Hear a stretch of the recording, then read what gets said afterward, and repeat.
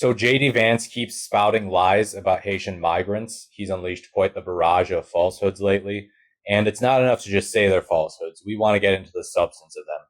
So this is an NBC article fact-checking JD Vance's claims about Haitian migrants in Springfield. And let's just take a look here. Senator Vance, former President Trump's 2024 running mate, continues to fuel the firestorm surrounding Springfield, Ohio, with false claims about Haitian migrants. He first spread unsubstantiated rumors of Haitian migrants eating pets on September 9th. Remember, that was one day before the debate. Even though one of his staffers was informed that same day by a city official that such comments were, quote, baseless. Since then, he's continued to attack the Haitian population there as illegal, despite their legal protected status, and accused them of spreading infectious diseases in the community. So that's the common right-wing fallback, is we're just against illegal immigration.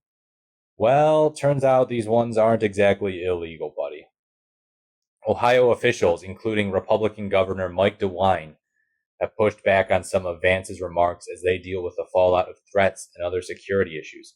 Springfield Mayor Rob Rue on Thursday added temporary emergency powers to ensure the safety of residents amid risks from the spotlight on the area.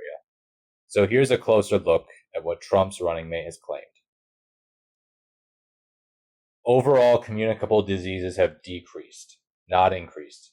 According to county health records encompassing Springfield, total reportable infectious disease cases declined between 2022 and 2023.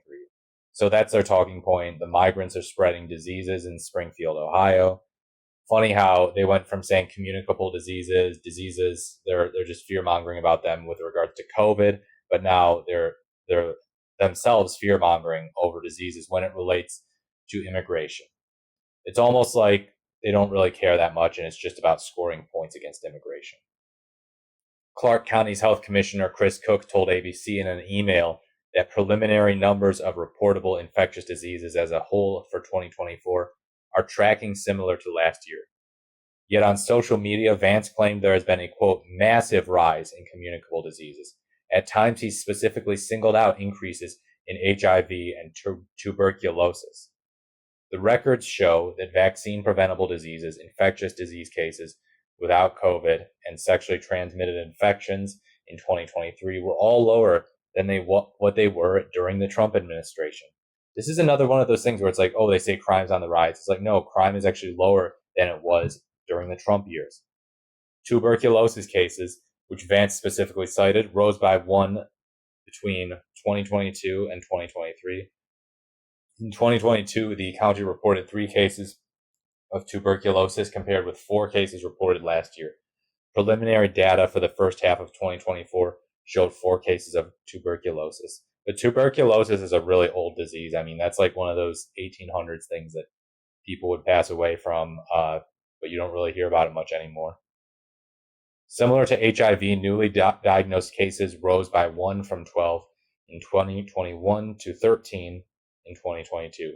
Numbers are not yet finalized for 23 or 24, but according to preliminary data, the county is reporting 14 cases in 2023 and 26 cases from January to June this year. Inside these overall numbers of reportable infectious diseases, you'll find that some diseases are trending up and some diseases that are trending down in Clark County, as you would in any population, Cook said. Officials, though, have noted some discrepancies in vaccinations between Haitian migrants and U.S. residents.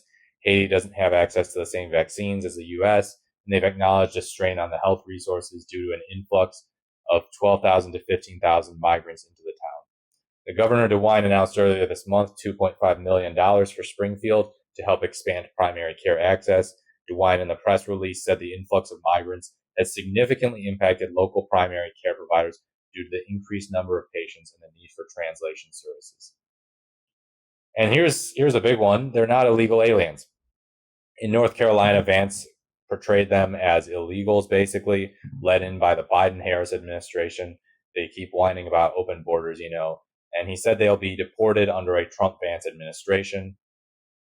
Discussing the pathways under which Haitians are being brought into the U.S. or allowed to stay temporarily, a humanitarian parole program known as CHNV and temporary protective status, Vance claimed Harris, quote, used two programs to wave a wand and to say, we are not going to deport those people here. Well, if Kamala Harris waves a wand illegally and says these people are now here legally, I'm still going to call them an illegal alien, Vance said. Good God, this guy is a child. TPS is a program that began in 1990. It was extended to Haitian migrants in 2010 under then President Barack Obama after a devastating earthquake. I have vague memories of that, although I was really young. The protections were extended by Department of Homeland Security under the Trump administration, although he subsequently tried to end protections, prompting court challenges. Biden most recently extended TPS this past June through February 3, 2026. And once a migrant is granted TPS, they are insulated from deportation and are allowed to temporarily walk in the U.S. However, it does not directly lead to a green card or to permanent legal status in the U.S., according to immigration attorney David Leopold. What we know is that the Haitians who are in Springfield are legal. They came to Springfield for work. Ohio's on the move, and Springfield has really made a great resurgence with a lot of companies coming in. These Haitians come in to work for these companies, DeWine said on ABC's This Week. And by the way, try doing mass deportations, and you will lead to quite some blemishes upon the economy. Just saying. Like, you can't just deport a bunch of people in our economy and expect no consequences from that. Now, as for Vance's pledge to deport the migrants, such a move would face potentially insurmountable legal challenges. Trump has long pledged to deport immigrants living in the U.S. without legal permission, a policy that would inevitably encounter its own set of challenges, but is different from trying to deport protected migrants. Vance repeatedly sidestepped questions on how he would deport legal migrants, of course, and the negative impact it could have on local economies. Of course, they're never willing to own up to the consequences of their policies. Leopold said that in theory, a Trump-Vance administration could again try to change TPS for Haitian migrants that would cause them to lose protective status and thus possibly be deported, but it would be far from easy policy to enact. Trump failed to change TPS status in his first administration because they couldn't prove the political and social instability in Haiti had changed enough to warrant such a move. In most cases, they failed to do it because they have to make findings that the situation in the country at issue has changed or has improved, said Leopold. That law is protected, and it requires the Homeland Security Department to make specific factual findings. Officials are concerned about traffic incidents, but not violent crime, as J.D. Vance claims. Vance posted on social media to claim crime has increased in Springfield. He didn't elaborate in the post on what specific crimes he was referring to, of course, but at his event in North Carolina this week, he spoke about driving and traffic concerns. In the town of Springfield, Ohio, which I'm honored to represent, we've heard from a number of residents that there are certain parts of town where they won't even drive because the illegal immigrants who have come in have made it unsafe to be on the roads, Vance said. Officials have expressed concern about traffic enforcement. Springfield's mayor told ABC News last week the big concern in the community is an increase of traffic accidents and incidents. DeWine has directed the Ohio State Highway Patrol to support local police with traffic enforcement. Last week, OSHIP, that's what I just mentioned, began patrolling roads with highest crash rates. Additionally, the state is providing driving simulators and offering driver education classes for the Haitian community. One example being cited by Vance and other Republicans is the death of Hayden Clark, an 11-year-old killed in a bus crash caused by a Haitian immigrant found guilty of involuntary manslaughter and vehicular homicide. Vance said Clark was, quote, murdered. Wrong. The parents of Clark have spoken out against their son's death being used for political gain. They said their son was not murdered. He was accidentally killed by an immigrant from Haiti. No city official has publicly expressed concern amid the controversy about violent crime sharply increasing because of the influx of migrants.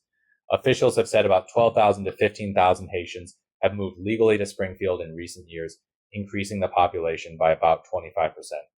According to crime data from Ohio Incident-Based Reporting System, instances of violent crime reported by Springfield increased only by 1% between 2022 and 2023. In the first 6 months of this year, 429 violent crime incidents were reported in Springfield, 13% higher than the same period in 2023, and mostly driven by increases in aggravated assault and motor vehicle thefts. Murders and rapes were down in the first half of 2024 compared to the same point in 2023.